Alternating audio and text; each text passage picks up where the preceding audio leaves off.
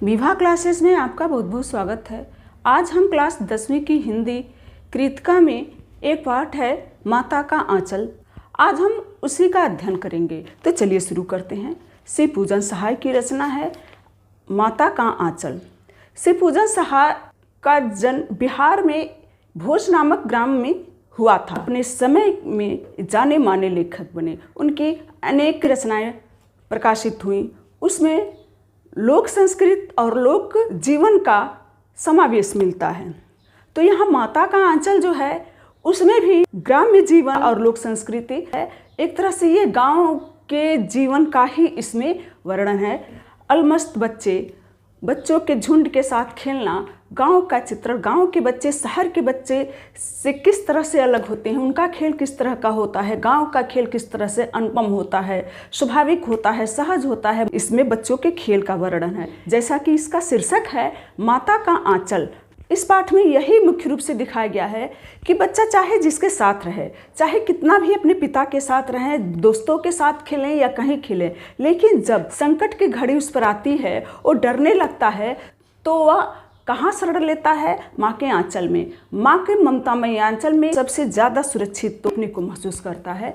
इसी को हम इस पाठ में पढ़ेंगे। लेखक इसमें स्वयं अपने ही बारे में कहते हैं, यानी श्री पूजन सहाय अपने ही बारे में कहते हैं। उनके बचपन का नाम तारकेश्वर था। वो बच्चा अपने माँ के पास कम रहता था, पिता के पास ज़्यादा रहता था। माँ से बस दूध पीने तक का मतलब रहता था, बाकी वह अपने पिता के साथ ही सोता था बरामदे में, और पिता के साथ ही उठता था, पिता के साथ ही नहाता था। जब उसके पिता पूजा पाठ करते थे, रामायण पढ़ते थे, तो उनके बगल में ही बैठ जाता था। पिता क्या करते थे, उसके ललाट पर एक त्रिपुंड लगा देते। त्रिपुंड जो कि चंदन से ललाट पर 3 अंगुलियों से इसे लगाया जाता है, इसको त्रिपुंड कहते हैं। जब त्रिपुंड लगा देते थे तो बच्चा बड़ा ही खुश हो जाता था। उसके बाल बड़े बड़े थे तो अपने को वो श्री भोलेनाथ जैसे महसूस करता था, और पिता उसको भोलेनाथ कह के बुलाते भी थे। जब पिता मशगूल हो जाते थे अपने पूजा में, तो वो आईने में अपने चेहरे को देखता और खुश होता था। जब पिता की निगाह उस पर पड़ती तो शर्मा जाता, शीशा नीचे रख देता, हंसने लगता था। उसके पिता भी हंसने लगते थे। और जब उसके पिता 500 बार राम नाम लिखकर आटे की गोलियों में लपेटकर गंगा नदी में वो आटे की गोलियां मछलियों को खिलाने के लिए ले जाया करते, तब भी बच्चा उनके कंधे पर बैठकर वो नदी के किनारे जाता था, और पिता एक एक गोली नदी में डाल के मछलियों को खिलाते थे, तो बच्चा बड़ा ही आनंदित होता था। कंधे पर से ही बैठ के तमाशा देखता और खिलखिला के हंसने लगता। पिता के साथ वो हमेशा रहता। फिर उसको लेके आते, रास्ते में पेड़ पड़ता, पेड़ की नीची डाली पर उसे बैठा के झूला झुलाते, घर ले आते। पिता भी बच्चे के साथ आनंद लेते, कभी कुश्ती लड़ने लगते बच्चे के साथ, और बच्चे का हौसला बनाने के लिए खुद हार जाते, चित्त होके लेट जाते। बच्चा उनके छाती पर बैठ जाता, उनके मुँह खींचने लगता, फिर वो लोग हंसने लगते। कहने का आशय है कि वो ज़्यादा से ज़्यादा समय अपने पिता के पास रहता था। खाना खाने बैठते उसके पिता तो भी साथ बैठता। पिता पर कटोरे में उसको लेकर दही चावल खिला देते।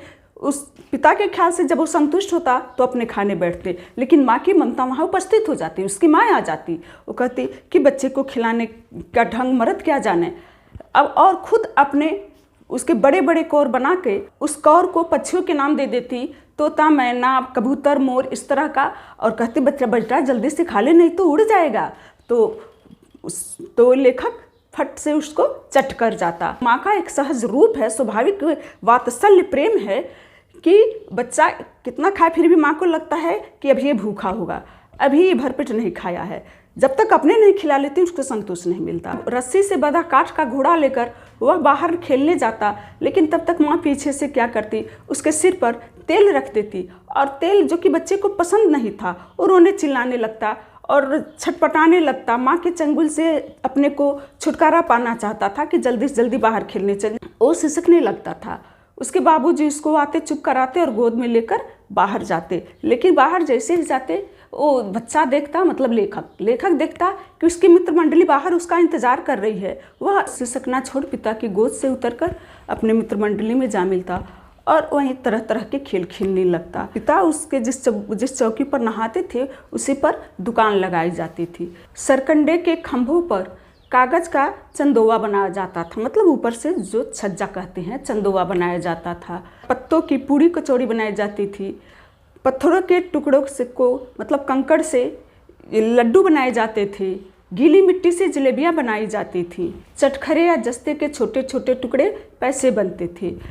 बच्चे ही दुकानदार थे, बच्चे ही खरीदार थे। लेकिन इसी में उसके पिता भी हंसी मजाक के तौर पर उसमें आ जाते और कहते हमको भी इतने सामान दे दो।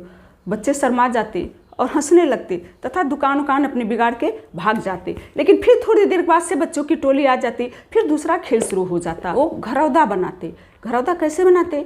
मिट्टी की मेड़ दीवार बनती, दातून खंभे बनते और माचिस के पेटियाँ माचिस के खड़े खाली डिब्बे किवाड़ बनते।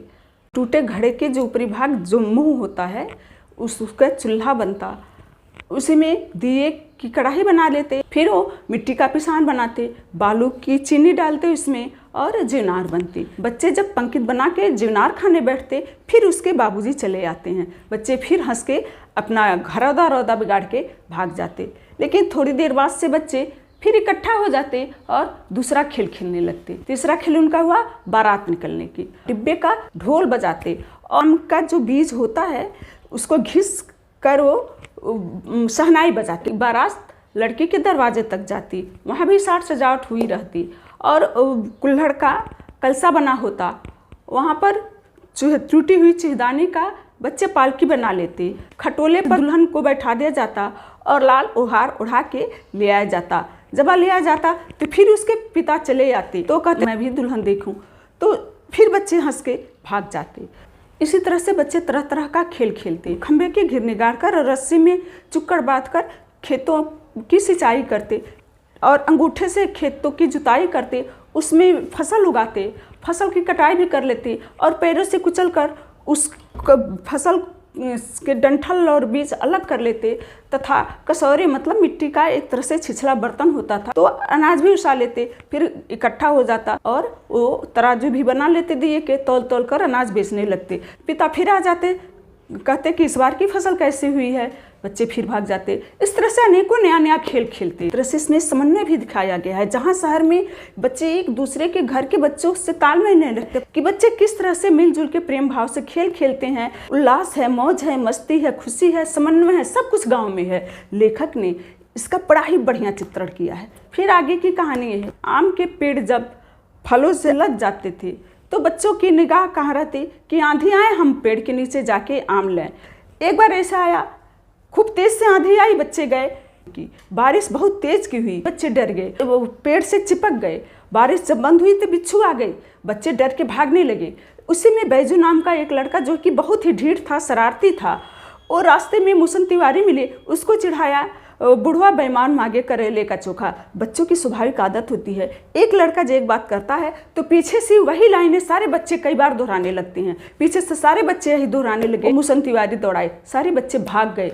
मुसन तिवारी सीधे पाठशाला में गए और बच्चों के मास्टर जी से शिकायत की। मास्टर जी बड़े क्लास के बच्चों को, उस शरारती बच्चों को खोजने के लिए भेजे। बच्चे खोजने के लिए निकल गए सिपाही जैसे, सारे बच्चे भाग गए। लेकिन भोलानाथ बेचारा पकड़ा गया, उसको पकड़ के लाया गया। सर जी ने उसकी डांट लगाई, वो बच्चा तेज तेज से रोने लगा। चुप कराने पर भी नहीं चुप हुआ।